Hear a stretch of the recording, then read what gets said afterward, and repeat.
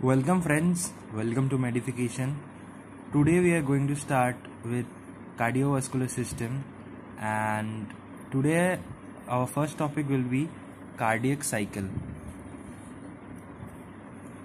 So cardiac cycle, we all know that it's a basic thing that it is a cycle which is of 0.8 seconds for the heart rate of 72 per minute.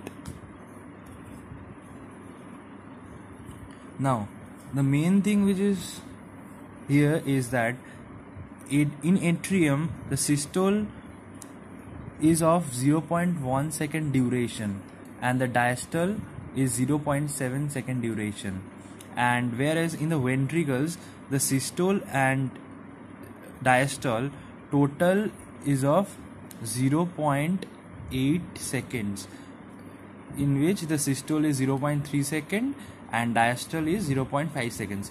Now although we are talking about atrium and ventricle both, but ventricle is the main in which we consider the cardiac cycle, which is 0.8 seconds. And now the main concept which is here I would like to talk about is that when we are doing exercises, like our heart rate obviously goes up. Like if we considered our heart rate goes about 200 beats per minute, then the cardiac cycle, which will obviously, we will observe that the cardiac cycle will decrease. So from here we can derive a relation that heart rate is obviously inversely proportional to the cardiac cycle. And so if we consider this case only, that heart rate increases up to 200 beats per minute, and the cardiac cycle then becomes 0.3 seconds. Total the duration of the cardiac cycle will be 0.3 seconds. So here the ventricle systole becomes 0.12 seconds and the ventricle diastole will become 0.18 seconds.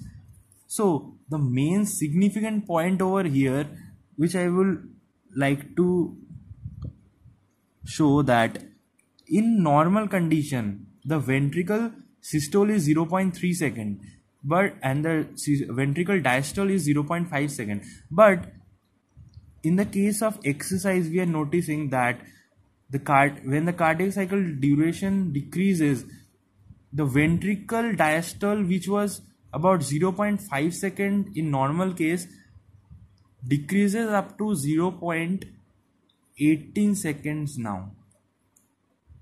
So the main thing to be noted over here is that, as we can notice that during exercise the ventricle diastole will drop down to 0.18 seconds, which was in the normal case 0.5 seconds. So when we undergo exercise, our cardiac cycle duration decreases and then the diastole duration decreases, which implies that ventricle filling is compromised mainly in this case. So now we will see ventricle systole. As we saw, it is 0.3 second, and ventricular systole, we will see the main three phases. First, let me draw heart. Obviously my drawing is terrible, so let us consider it as a heart. So here there is a gate like thing which we called aortic valve, and obviously if we see that if the blood tries to eject out, there is a gate which is closed initially. So obviously the blood will try to go this way. But here also there is a valve which is called mitral valve. So when the aortic valve is closed, the blood will obviously try to escape from this point, but the point is that in the onset of systole, our mitral valve closes. So, and this closure of the mitral valve is depicted as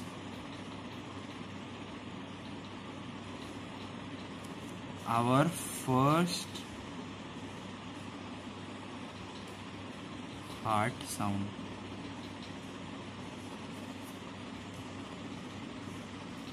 I know it's a bit messy, but still. Okay, so the closure of the mitral valve is depicted as our first heart sound. Then, when the blood cannot move out from this aortic valve, obviously the pressure will increase, but there is no volume change. That is the main reason why we called it as isovolumetric contraction. The maximum pressure rise in ventricle is seen, and as we saw earlier, the mitral valve closure will cause the first heart sound. So the second phase, which is the rapid ejection phase, it will occur when the opening of the aortic valve takes place. It's around, we have to know the value, it's around 2/3 of the ventricle volume which is ejected rapidly. Why rapidly? Because when the aortic valve is opened, the maximum amount, like the 2/3 of the ventricle volume, is ejected quickly, and the third phase is the slow ejection phase. So obviously you people will be thinking that, like, what is the point of giving rapid ejection phase and slow ejection phase? But the thing is that the 2/3 of the ventricle volume is ejected quickly during this rapid phase, and in a slow phase almost, even you can use the word close to, not actual 1/3, but close to 1/3 of the ventricle volume is ejected slowly. So why am I using this word close to 1/3? I could have used, obviously 2/3 is being ejected in the rapid ejection phase and the rest will obviously ejected in the slow ejection phase, but it is not the case, I would like to say, because even after slow ejection, some amount of blood still remains in the ventricle, which we call as end systolic volume, or we can refer it as ESV. Yeah, so now we will start with ventricle diastole. We saw it's 0.5 second and it has 5 phases. So like we can remember like this, it's 0.5 seconds, which we know, and it has 5 phases. First event of ventricular diastole is the closure of the aortic valve, which we, when use our stethoscope, we will hear a second heart sound or S2. So now the closure of heart valve will lead to protodiastole.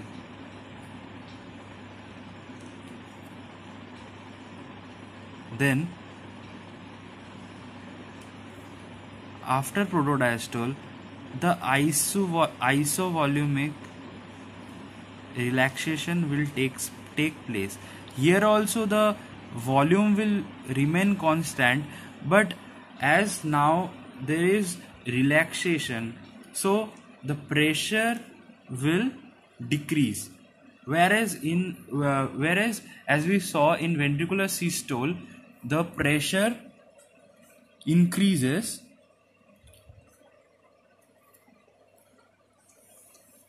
Now coming to the third phase, now again the third and fourth phases are rapid filling phase and slow filling phase. Rapid filling phase, obviously diastole, we know it's a filling phase, whereas the systole is a ejecting phase.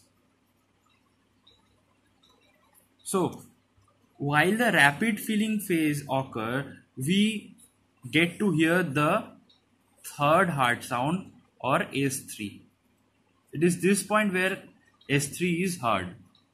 Now in rapid filling phase and slow filling phase, total rapid filling phase and the slow filling phase will together make up the passive filling phase, which is only 80%. And what is the meaning of passive filling? Passive filling is the filling of blood in which the no, like we can think of this way, like no help is needed from the atrium, so it is known as the passive filling, which is about 80%. And now coming to active filling phase, which is also called the induced filling, which is 20%, and which we refer as atrial kick. And now obviously it's an active filling, so it is due to the atrial contraction, or like we need the help of the atrium.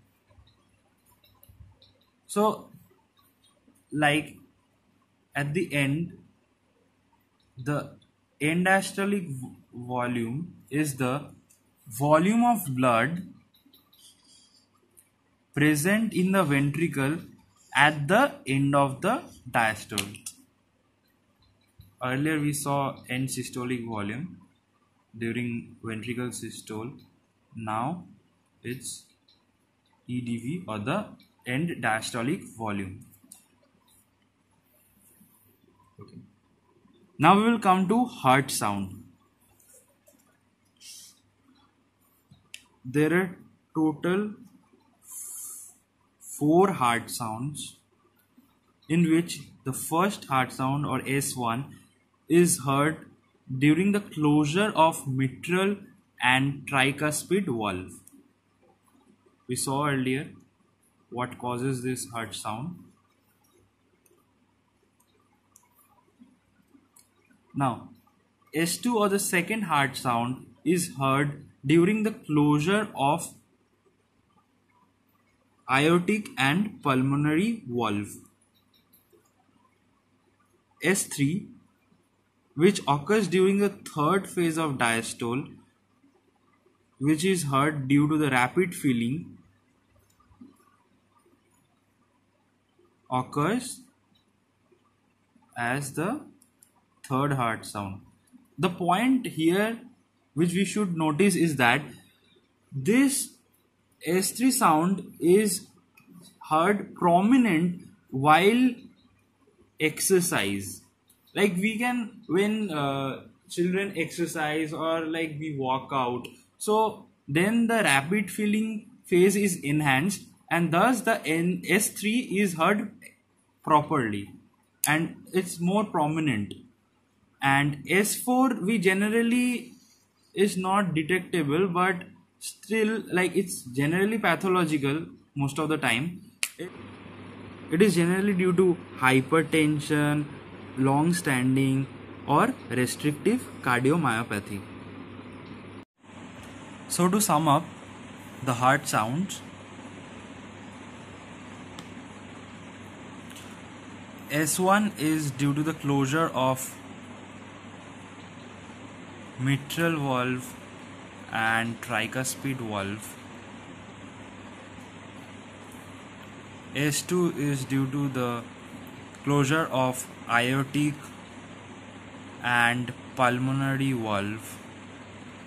And S3 we can here underline 3, and it is due to the third, here also 3. So third phase of occurs in the third phase of diastole during the rapid filling phase. And now S4, which, like, when atrium contributes more than 20% of ventricle filling, it's the atrium is undergoing forceful atrial contraction. So here, normally when the atrial contraction is forcefully induced, then we will hear the S4 sound. It is generally heard during hypertension, restrictive cardiomyopathy, or like if the person is standing for a long time.